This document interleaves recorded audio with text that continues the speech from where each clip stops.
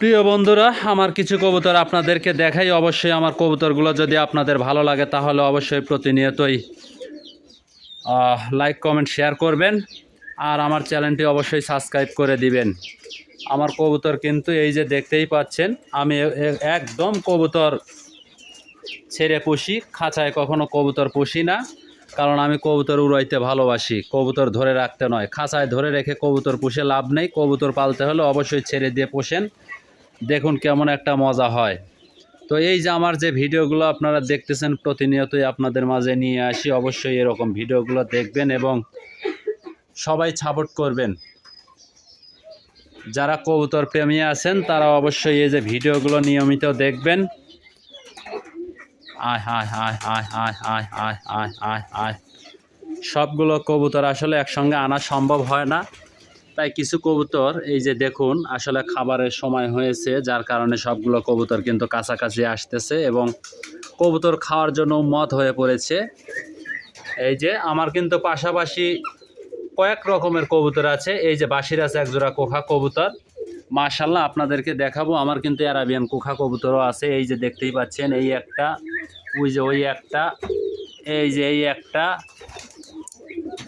আর বিশেষ করে আমার দুটি কালদম কবুতর আছে, দুটি কালদম নর, কারণ ওদের মা বাবাকে বিক্রি করে দিয়ে দুটা কবুতর রাখছি শুধু শখের জন্য, কারণ কবুতরগুলো খুবই ভালো কবুতর।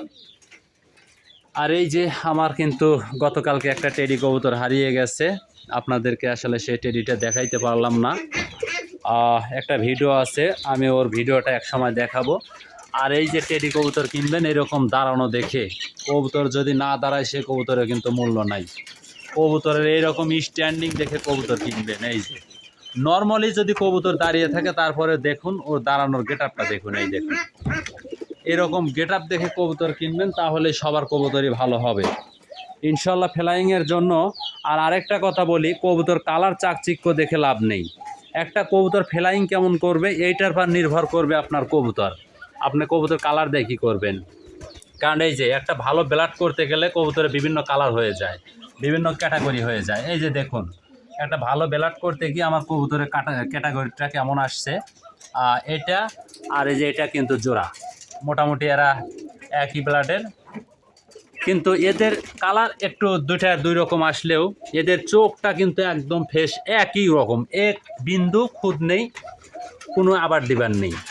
তো অবশ্যই আপনারা কবুতর আসলে কালার দেখে কবুতর নির্ণয় করবেন না, কবুতরের গেট আপ এবং কবুতর ব্লাড কতটুকু ভালো এগুলো দেখেই আপনারা কবুতর কালেকশন করবেন।